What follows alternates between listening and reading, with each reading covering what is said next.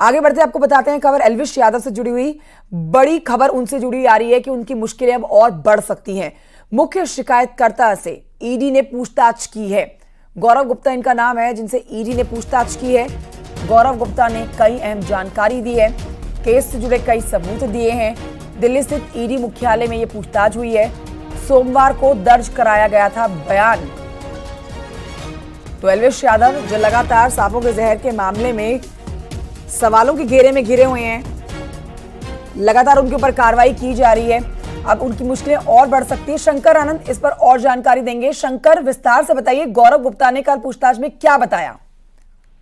देखिए, जिस तरह से केंद्रीय जांच एजेंसी ईडी के द्वारा इस मामले की तफ्तीश की जा रही है और ईडी की जो लखनऊ जोनल ऑफिस है वहां पे इस मामले की इन्वेस्टिगेशन हो रही है, लेकिन शिकायतकर्ता जो है वो दिल्ली एनसीआर में रहते हैं।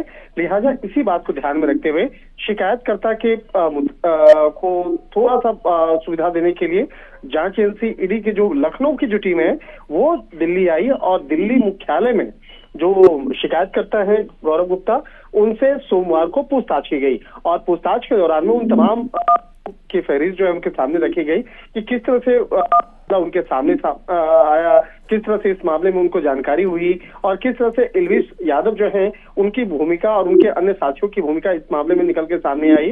क्योंकि इस मामले में जो गौरव गुप्ता है बाकायदा इनके द्वारा ही कंप्लेन रजिस्टर्ड कराया गया था और स्थानीय थाने में भी जिस तरह से इस मामले में नोएडा में भी केस रजिस्टर्ड हुआ था। इस मामले की जानकारी गौरव गुप्ता और उसके जो संस्था है, जो जिस संस्था में वो काम करते हैं, उस संस्था के द्वारा जिस बाकायदा जानकारी दी गई थी। तो इन तमाम मामलों पर जांच पड़ताल की गई, उससे पूछताछ किया गया और विस्तार से गौरव गुप्ता इस मामले पर तमाम सवालों का जो जवाब है उसको लिखित तौर पर दर्ज कराया है। तो अब कहा जा सकता है कि इस मामले में आने वाले दिनों में जल्द ही एल्विश यादव से भी इस मामले में पूछताछ की जा सकती है और एल्विश यादव से जब पूछताछ की जाएगी तो निश्चित तौर पर कहा जा सकता है कि जांच एजेंसी के सामने उन तमाम मामलों पर उनको जवाब देना होगा जिस तरह से उन पे इल्जाम लगे हैं। इल्जाम बेहद संगीन है और जिस तरह से वाइल्ड लाइफ एक्ट के तहत वाकई में इल्जाम संगीन है और गौरव गुप्ता ने जिस तरह के सवालों के जवाब दिए हैं और सबूत भी दिखाए हैं, उससे तो लग रहा है कि इनकी मुश्किलें और बढ़ सकती है। बहुत शुक्रिया आपका शंकर आनंद जानकारी के लिए। उधर बस्ती से खबर, जहां पर सड़क हादसे में 3 साधुओं की मौत हो गई है। 84 कोसी परिक्रमा से वापस लौट रहे थे ये तीनों साधु। पुलिस ने पिकअप ड्राइवर को हिरासत में ले लिया है। पुलिस ने पिकअप भी जब्त कर ली है। परसरामपुर थाना के रायपुर इलाके में यह हादसा हुआ है। 3 साधुओं की दर्दनाक मौत।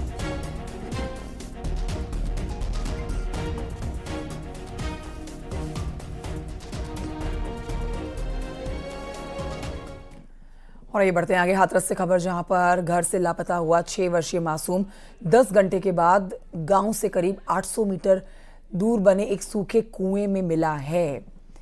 पुलिस बच्चे को लेकर कोतवाली आ गई है और माता पिता से भी पूछताछ की जा रही है। बच्चे से ही पूछताछ की जा रही है। मामला गांव नगला बिहारी का है। बताया जा रहा है कि एक टीचर स्कूल से जा रहे थे, तभी अचानक से कुएं के पास उनकी बाइक में पेट्रोल खत्म हो गया और इस दौरान अध्यापक ने किसी बच्चे की रोने की आवाज सुनी। उन्होंने कुएं में झांक कर देखा तो बच्चा रोता हुआ दिखाई दिया। टीचर ने गांव वालों को बुलाया। जैसे तैसे ग्रामीणों ने इस बच्चे को बाहर निकाला। बच्चे के सिर और शरीर के कई हिस्सों में चोटें लगी हुई थी। मासूम की बार बार बदलती बातों के चलते पुलिस ने शक के आधार पर सौतेले पिता को हिरासत में ले लिया है। जांच कर रही है पुलिस।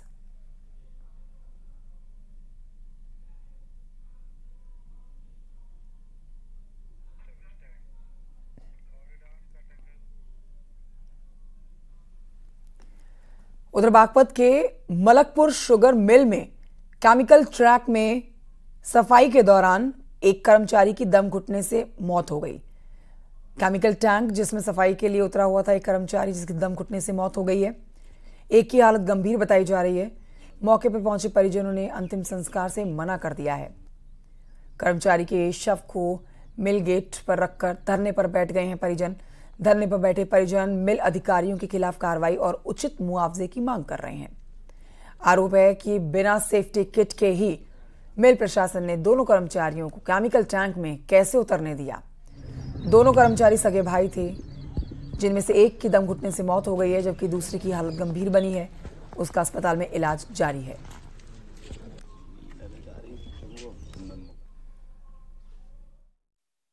वैसे तो कुल संख्या 4 थी, एक सनौली का था, एक और गार्ड था, लेकिन ये कम से कम 2 थे सगे भाई। दोनों को लालच और प्रलोभन देके एक कंटेनर है जिसमें अंदर जाने का रास्ता मात्र 12 से 14 इंच का है, जहाँ मुश्किल से एक आदमी नीचे उतरता है। कोई एग्जिट पॉइंट नहीं है, एक सीधा वही रास्ता है अंदर घुसने का, और कम से कम होगा 15 फुट, 16 फुट, 20 फुट के करीब उसकी गहराई है, और लंबाई भी कम से कम 25-30 फुट के करीब होगी।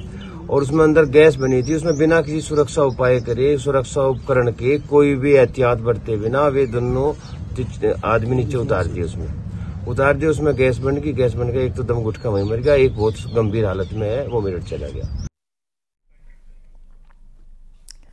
डिप्टी सीएम केशव प्रसाद मौर्य ने बस्ती में अखिलेश यादव पर निशाना साधा। उन्होंने कहा कि पिछले दिनों माफिया मुख्तार अंसारी की हार्ट अटैक से मौत हो गई।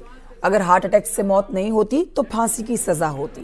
केशव प्रसाद मौर्य ने कहा कि अखिलेश यादव माफिया मुख्तार की मौत के बाद उसकी कब्र पर फातिया पढ़ने गए, लेकिन जब उनको राम मंदिर के प्राण प्रतिष्ठा के लिए बुलाया गया तो उन्होंने निमंत्रण ठुकरा दिया। पिछले दिनों आपने देखा है, एक मुख्तार अंसारी नाम का माफिया गाजीपुर का रहने वाला, कई हत्याओं का अपराधी था।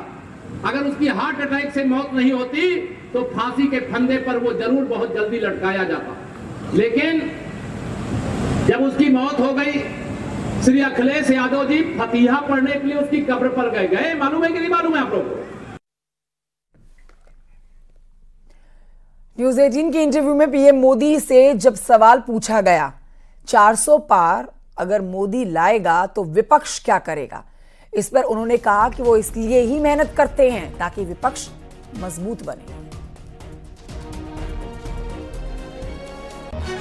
कहा जाता है कि 400 पार अगर मोदी ले आएगा तो फिर विपक्ष क्या करेगा। विपक्ष एक मजबूत स्थिति में होगा तभी तो लोकतंत्र चल पाएगा। आप क्यों चाहते हैं कि सब आप ही के पास आ जाए? मैं चाहता हूं कि विपक्ष मजबूत बने, मैं इसी के लिए मेहनत कर रहा हूं। लेकिन मजबूती का मतलब ये नहीं कि हाउस न चलने दे, हुड़दंग करे, अनडेमोक्रेटिक वे में काम करे। भारत का दुर्भाग्य है कि पिछले 10 साल ये लोग पूरी तरह विपक्ष के रूप में भी फेल गए। उनके खाते में विपक्ष के नाते काम किया एक काम नहीं है। जो लोग विपक्ष में फेल गए वो शासन में कैसे सफल हो सकते हैं? और भारत में मजबूत लोकतंत्र की बहुत आवश्यकता है, मजबूत विपक्ष की आवश्यकता है। और इसलिए शरद पवार ने एक अच्छा सुझाव दिया है और मैं उसका स्वागत करता हूं।